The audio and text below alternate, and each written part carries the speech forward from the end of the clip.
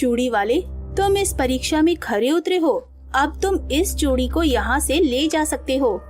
मैं तो कब से प्रतीक्षा कर रही थी कि ये चूड़ी किसी नेक दिल इंसान के हाथ में जाए। मुझे भी आज के दिन का बहुत इंतजार था।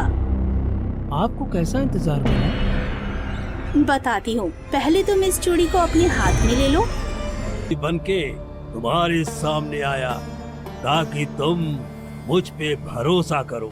तुम बेला की दुनिया में जाओ और मेरी अंगूठी से तुम उसकी दी हुई परीक्षा में खरे उतरो और फिर तुम वो चूड़ी मुझे ला कर दो। मैं इस चूड़ी से इस धरती पर राज करूंगा। तुमने वो चूड़ी तो हासिल कर ली, परंतु उसके रहस्यों को न जान पाए। तुम जो चाहते हो वो नहीं होगा। ये चूड़ी बस रोहित के हाथ में ही रह सकती है। रानी, ये चूड़ी रोहित को छू चुकी है। अब ये किसी के हाथ भी आ सकती है। अब तुम मुझे वो चूड़ी दो, मैं तुम्हें इस पिंजरे से आजाद कर दूंगा। बस वो चूड़ी तुम्हें प्यार से मुझे देनी होगी, बिना जोर जबरदस्ती के। वो चूड़ी मैं तुम्हें नहीं दे सकता। तुम अच्छे सांप नहीं हो, कपट से ये चूड़ी हासिल करना चाहते हो। रोहित बिल्कुल ठीक कह रहा है। कपट से कोई जंग नहीं जीती जा सकती। तो फिर ठीक है, तुम सारी जिंदगी इस पिंजरे में बंद रहो और एक दिन ऐसे ही मर जाना। वहाँ तुम्हारी पुत्री भी मरने ही वाली होगी। ये सुनकर रानी बहुत परेशान हो गई। रोहित ने रानी की तरफ देखकर कहा, क्या आप जानती हैं इस चूड़ी के रहस्यों के बारे में? नहीं। जानता तो मैं भी नहीं। अगर सूरज की रोशनी हमें इस पिंजरे में कैद कर सकती है, तो चंद्रमा की रोशनी आजाद भी कर सकती है। हमें बस चंद्रमा तक की प्रतीक्षा करनी होगी। शायद तुमने सुना नहीं है, आज चांद की 14वीं रात है और आज रात होने से पहले ही राजकुमारी की मृत्यु हो जाएगी। क्या आज चांद की 14वीं तारीख है? ये बात हम कैसे भूल सकते हैं?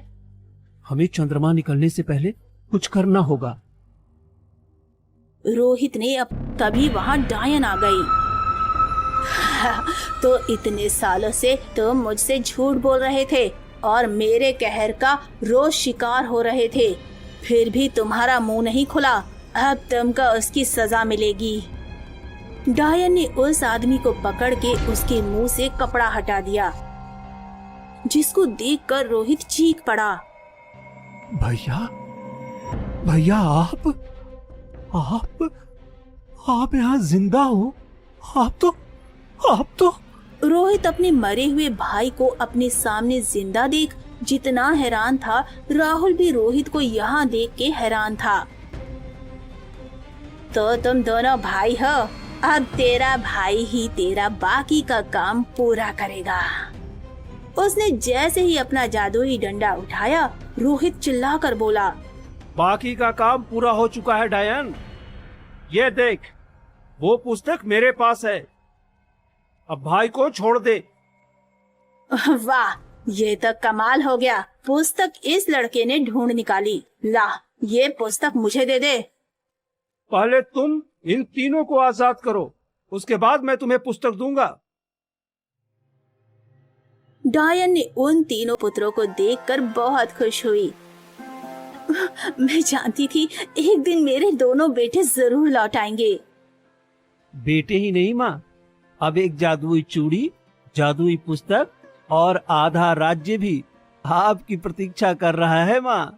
राधा ने अपने दोनों बेटों को गले लगा लिया।